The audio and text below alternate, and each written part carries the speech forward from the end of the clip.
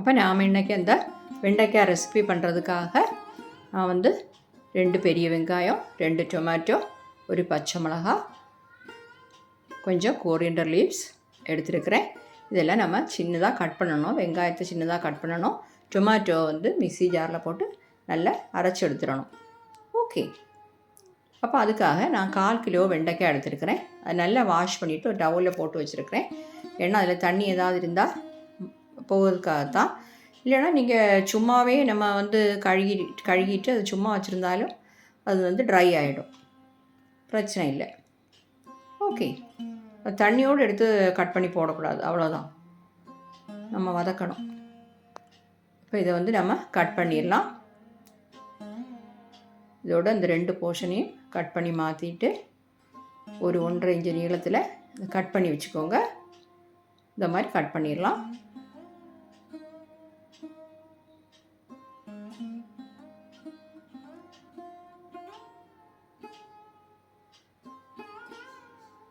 Okay. இது cut பண்ணும்போது எப்போவுமே நீங்கள் வந்து அது வந்து கெட்டு போயிருக்கான்னு பார்த்துட்டு நீங்கள் எடுக்கணும்.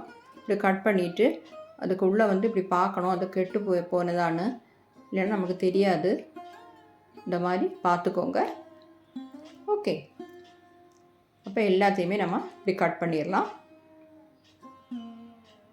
இப்போ நான் வந்து வெண்டைக்காய் கட் பண்ணியாச்சு. அந்த வந்து பெரிய வெங்காயத்தை ரொம்ப பொடியாக கட் பண்ணி வச்சுருக்கிறேன். டொமேட்டோ மிக்ஸி ஜாரில் போட்டு அதையும் அரைச்சி வச்சுருக்கேன். 3 டேபிள் ஸ்பூன் தயிர் வேணும். இந்த புளிப்பில்லாத தயிர் தான் நம்மளுக்கு வேணும். அப்புறம் கோரியண்டர் லீவ்ஸ் கட் பண்ணியாச்சு. ஒரு பச்சை மிளகாவையும் கட் பண்ணியாச்சு. ஓகே. இனி நம்ம பண்ணிடலாம். ஓகே. அதுக்காக நான் ஒரு கடாய் சுடு பண்ண வச்சுருக்கிறேன். இதில் வந்து 2 ஸ்பூன் ஆயில் சேர்த்துக்கோங்க. இங்கே ஏது குக்கிங் ஆயில் யூஸ் பண்ணுறீங்களோ அதையே நீங்கள் சேர்த்துக்கோங்க. ஓகே. ஆயில் சூடாகட்டும். இப்போ இதில் நாம் வெண்டைக்காவை சேர்த்துடலாம். மீடியம் ஃப்ளேமில் வச்சு வதக்கிக்கோங்க.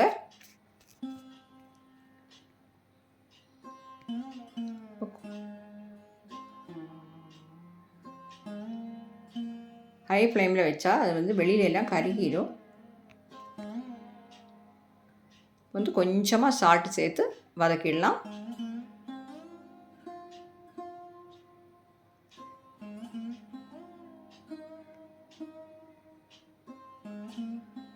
ஓகே.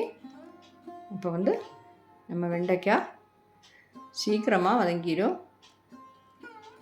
பார்த்திங்களா, வதங்கிடுச்சு. அதோட கலரெல்லாம் மாறிடுச்சு. இதை இப்போ நம்ம வேறு பவுலில் மாற்றிட வேண்டியது தான். ஓகே. இப்போ மாற்றியாச்சு. திருப்பி நம்ம கடாய் வச்சு 2 டீஸ்பூன் ஆயில் சேர்த்துக்கோங்க.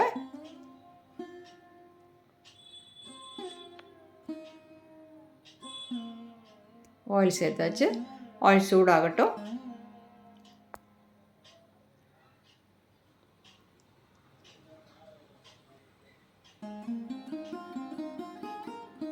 சூடானதும் நம்ம வந்து இதில் ஒரு பே லீஃப் போட்டுடலாம். அப்புறம் வந்து 2 கிராம்பு, ஒரு ஏலக்காய், கொஞ்சம் பட்டை, இவ்வளோ அதில் சேர்த்துடலாம். சேர்த்துட்டு அதெல்லாம் நல்லா சூடு பண்ணிக்கோங்க. கரிகிராமல் பார்த்துக்கோங்க. ஃப்ளேம் கம்மி பண்ணி வச்சுக்கோங்க.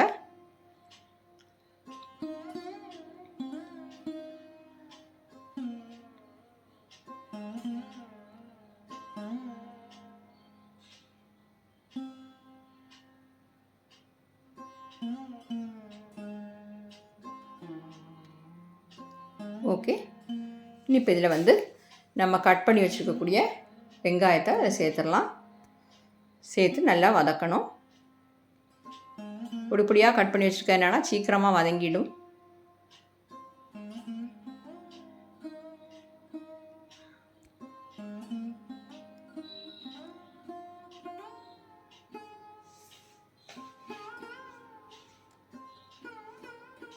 வதங்கட்டும். இப்போ நம்ம கட் பண்ணி வச்சுக்கூடிய பச்சை மிளகாவை அதில் சேர்த்துட வேண்டியது தான்.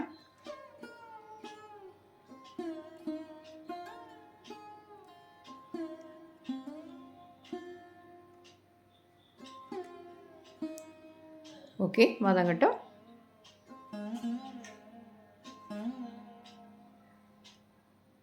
இஞ்சி பூண்டு பேஸ்ட்டு 1 டீஸ்பூன் சேர்த்துக்கலாம்.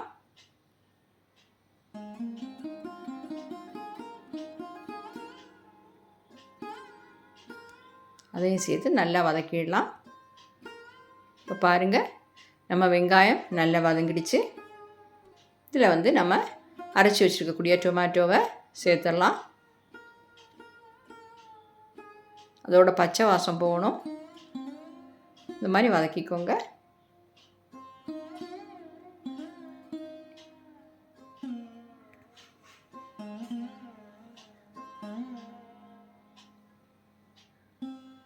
இப்போ அதில் நல்ல மாதிரி வதங்கிடுச்சு.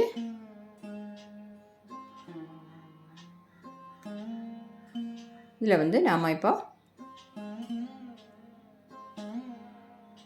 கொஞ்சமாக மஞ்சத்தூள், 1/4 டீஸ்பூன் மஞ்சத்தூள் சேர்த்துருக்குறோம். 1 டீஸ்பூன் காஷ்மீரி சில்லி பவுடர் தான் நான் சேர்க்குறேன். 2 டீஸ்பூன்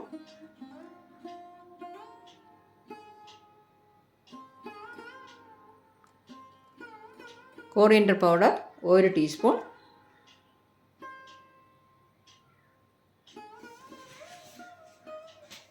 சில்லி பவுடர் 2 டீஸ்பூன் கரெக்டாக இருக்கும். இது 1/2 டீஸ்பூன் கரம் மசாலா பவுடர் எல்லாம் சேர்த்து நல்லா மிக்ஸ் பண்ணிக்கோங்க. அதோட பச்சை வாசம் எல்லாம் போகணும்.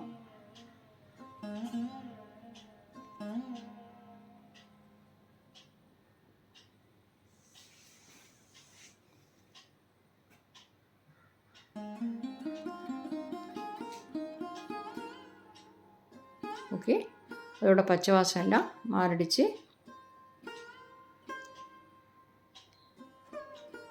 கொஞ்சமாக சால்ட் சேர்த்துக்கலாம்.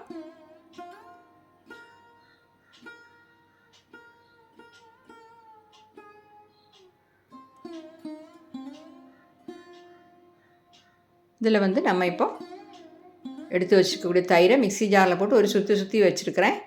அது எண்ணெய் இல்லைன்னா அங்கங்கே கெட்டி கெட்டியாக இருக்கும். அதனால தான் அதையும் போட்டு நல்ல சூடு பண்ணிடலாம்.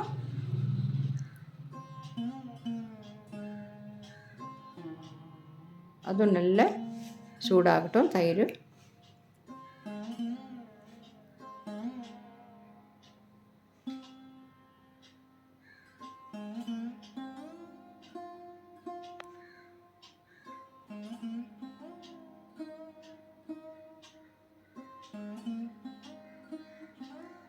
நல்லா பச்சை வாசம் எல்லாம் போயிடுச்சு.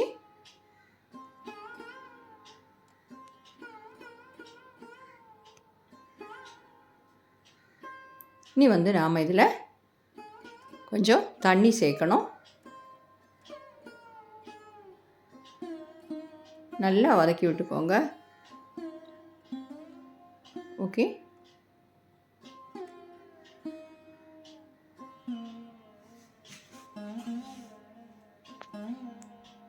நல்லா இந்த மாதிரி ஆனதுக்கப்புறம் நம்ம 1 கப்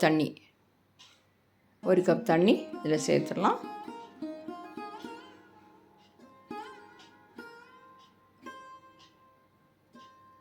இந்த டைமில் சால்ட்டெல்லாம் செக் பண்ணிக்கலாம்.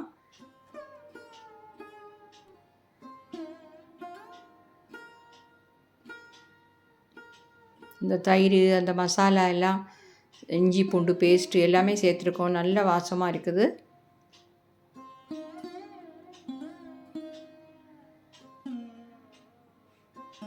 இது கொஞ்சம் கொதி வரட்டும்.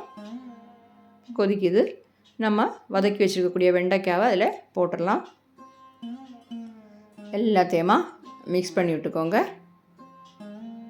ஓகே, நம்ம எடுத்து வச்சுருக்கக்கூடிய கோரியண்டர் லீவ்ஸையும் சேர்த்துடலாம். சேர்த்து ஒரு 3 நிமிஷம் கொதிக்க விடுங்க. ஏன்னா நம்ம வெண்டைக்காயில் நம்ம சேர்த்துருக்கக்கூடிய மசாலாலாம் நல்லா பிடிக்கணும். அதுக்காக கொஞ்சம் நேரம் நம்ம கொதிக்க வைக்கணும்.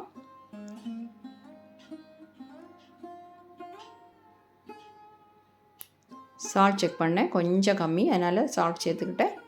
அதையும் போட்டு நல்லா மிக்ஸ் பண்ணிடலாம்.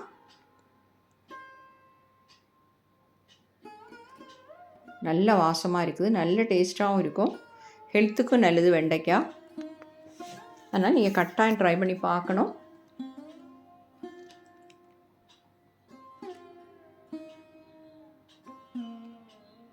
ஓகே, சால்ட்டு காரம் எல்லாமே செக் பண்ணிக்கோங்க. காரம் எல்லாம் கரெக்டாக தான் இருக்கும். நல்லா கொதிக்குது. கொஞ்சம் கூட சால்ட்டு சேர்த்துக்கிறேன்.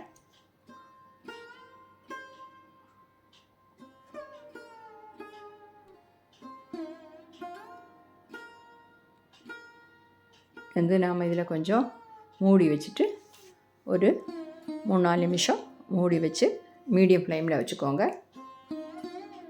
ஓகே, எல்லாமே நல்லா சேர்ந்து நல்லா திக்காயிடுச்சு.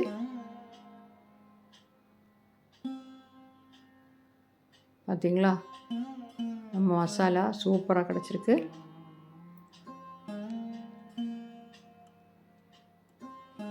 இதில் நாம் இப்போ கொஞ்சம்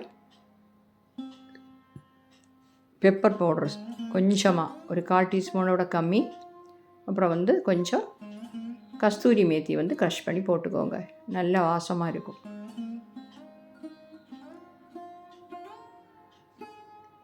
ஓகே, இப்போது ரெடி ஆகிடுச்சு. நம்ம வெண்டைக்காய் மசாலா சூப்பராக ரெடி ஆகிடுச்சு. நான் இப்படி வதக்கி போடும்போது அது உடஞ்செல்லாம் போகாது. நல்ல பீஸ் அப்படி தான் இருக்கும். அதில்